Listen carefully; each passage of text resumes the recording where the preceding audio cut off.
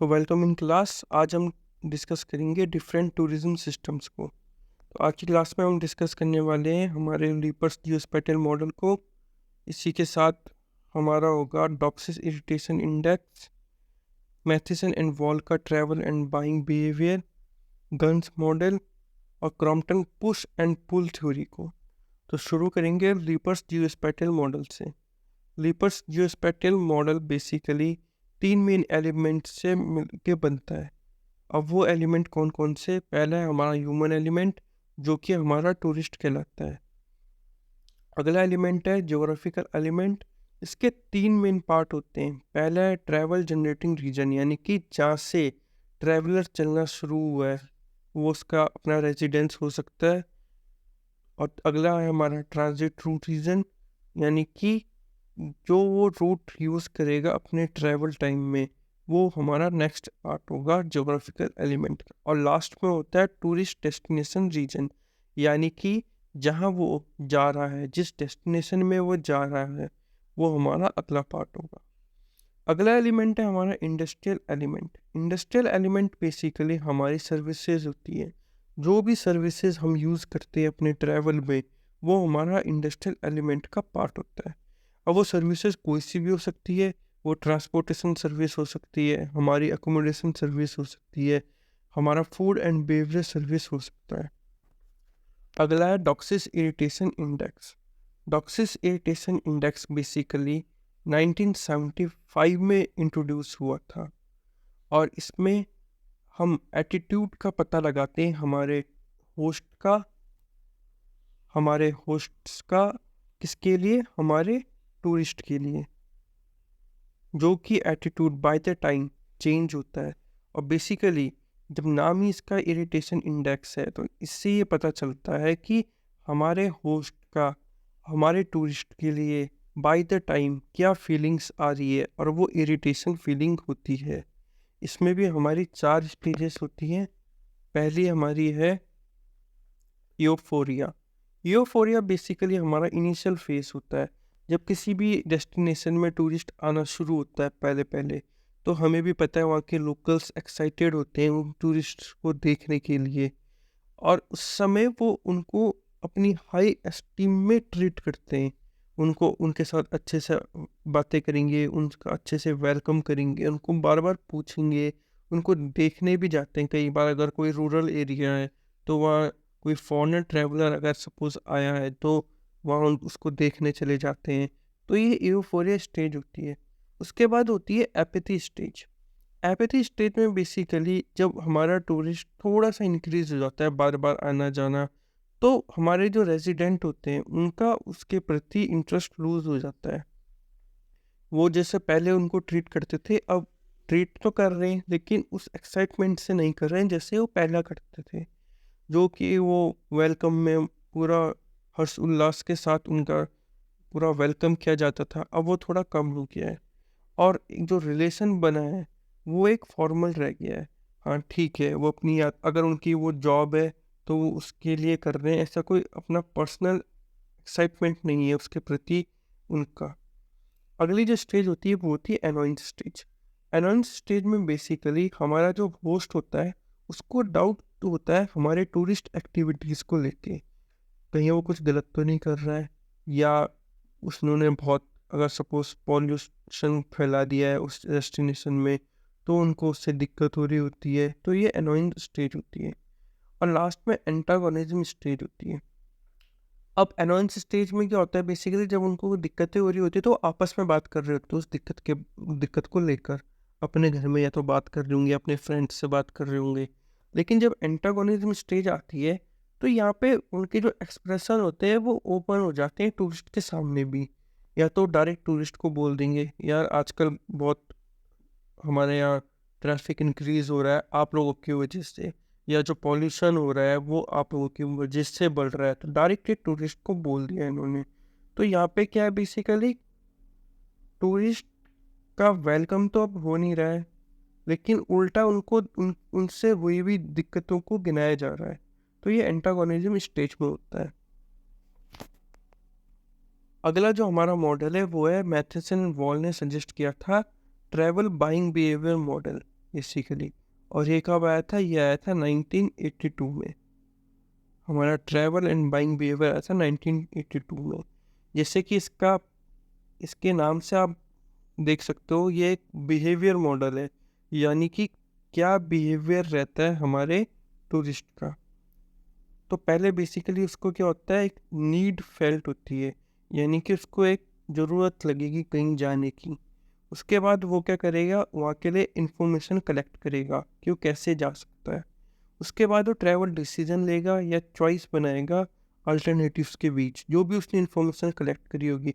अब सीधी सी बात है, हमें कोई छोटी सी चीज़ भी खरीदनी होती है, तो अगर हमारे पास ऑप्शंस अवेलेबल रहते हैं तो हम दोनों को कंपेयर करते हैं, या दो से ज़्यादा ऑप्शंस रहते हैं तो हम उनको कंपेयर करते हैं। फिर जो हमारे लिए बेस्ट होता है हम उसको यूज़ करते हैं या उसको परचेज़ करते हैं।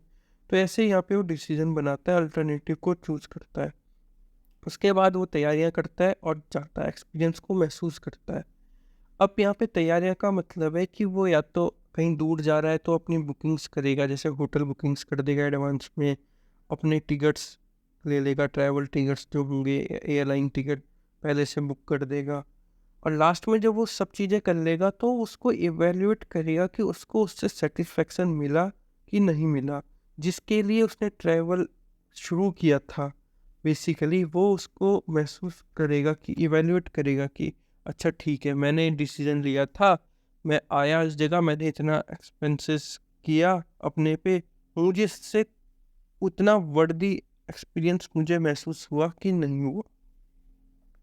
जैसे कि आप यहाँ पे देख सकते हो, पहले उसको फेल्ट नीड हुई तो इसने क्या किया कि एक रीज़न बना कहीं जाने का।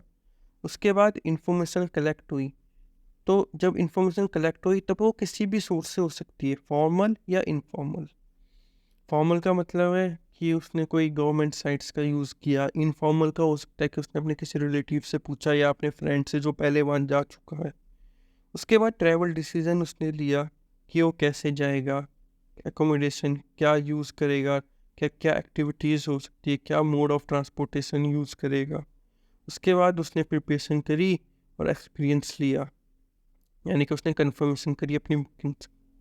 उसके बाद ट्रैवल सेटिस्फेक्शन का उसने इवेल्यूशन किया। नेक्स्ट है guns model. Guns model basically ये एक टूरिस्ट डेस्टिनेशन मॉडल भी है, जैसे आप यहाँ पे देख सकते हो, ये टूरिस्ट डेस्टिनेशन मॉडल भी है। इसमें भी 3 एलिमेंट्स होते हैं। जोन ऑफ क्लोजर, यानी कि जो लोकल कमर्शियल सर्विस सेक्टर होता है वो जोन ऑफ क्लोजर में आएगा। जोन ऑफ क्लोजर में बेसिकली जैसे कि लोकल्स जो मार्केट वहाँ पे लगा रहे हैं वो आपका जोन ऑफ क्लोजर में आ गया। इनवैलिड बेल्ट अगला एलिमेंट होता है, इसमें एमिनिटीज होती है डेस्टिनेशन की, जैसे कि आप ये देख सकते हो, इसलिए। और लास्ट में आता है न्यूक्लियस। न्यूक्लियस बेसिकली हमारा कोर ऑफ अट्रैक्शन होता है उस डेस्टिनेशन का, जैसे कि जिस डेस्टिनेशन में टूरिस्ट जा रहा है, जिस चीज़ के लिए जा रहा है बेसिकली, तो वो न्यूक्लियस होगा। अगला मॉडल है Crompton push and pull theory. Basically Crompton ने पुश एंड पुल फैक्टर्स को बताया था कि क्या वो फैक्टर्स होते हैं जिसके कारण ट्रैवलर उस जगह को चूज़ करता है जाने के लिए। अब पुश फैक्टर बेसिकली ये होता है कि जो ट्रैवलर के अपने से निकल रहे हैं जाने की इच्छाएं, जो नीड, जो रीजंस है वो उसके सेल्फ है, तो वो पुश फैक्टर होंगे। उसको पुश कर रहा है उस जगह जाने के लिए। अब वो कुछ भी हो सकते हैं, जैसे कि उसको रिलैक्स करने के लिए जाना है तो रिलैक्सेशन होगा आपका, उसको नॉलेज गेन करने के लिए जाना है तो वो उसका अपना पर्सनल फैक्टर है। ऐसे ही उसको अपने डेली रूटीन से वो बहुत हेक्टिक हो चुका है तो उसको उस डेली रूटीन से थोड़ा सा चेंज करना है, अपना माइंड रिफ्रेश करना है, तो उसके लिए जो डिसीजन ले रहा है ट्रैवल करने का वो पुश फैक्टर होगा। अगला होता है pull factor. Pull factor basically वो होता है कि वो डेस्टिनेशन अपने तरफ जो टूरिस्ट को अट्रैक्ट कर रही है, तो पुल फैक्टर में आएगा, वो अपनी तरफ खींच रही है टूरिस्ट को कि अच्छा ठीक है, उस डेस्टिनेशन में इतनी प्यारी जगह है, इतनी अच्छी एक्टिविटीज़ होती है, हम ये कर सकते हैं, ऑप्शंस बहुत ज़्यादा है, तो उसको लग रहा कि यार वहीं जाना चाहिए। ऐसे तो बहुत सारी डेस्टिनेशंस होती है, लेकिन वो उसने सेलेक्ट करी एक पर्टिकुलर डेस्टिनेशन, तो जो डेस्टिनेशन ने उसको अपनी तरफ आकर्षित किया तो वो पुल फैक्टर का पार्ट बनेगी। जैसे कि वो एडवेंचरस एक्टिविटी वहाँ हो सकती है, वहाँ इवेंट्स बहुत अच्छे होते हैं तो वो लोग उधर जा रहे हैं, ईजी एक्सेसिबल है, सीधी सी बात है, वहाँ टाइम कंज्यूमिंग कम होगा, वहाँ ज़्यादा टाइम नहीं लग रहा है उस जगह तक पहुँचने में, और लेकिन उसके बाद जो रिजल्ट उनको मिल रहा है वो बहुत अच्छा हो सकता है। तो जो टूरिस्ट ने उस जगह को देख के, जो उस डेस्टिनेशन ने अपनी तरफ टूरिस्ट को अट्रैक्ट किया, वो पुल फैक्टर में बनेगा।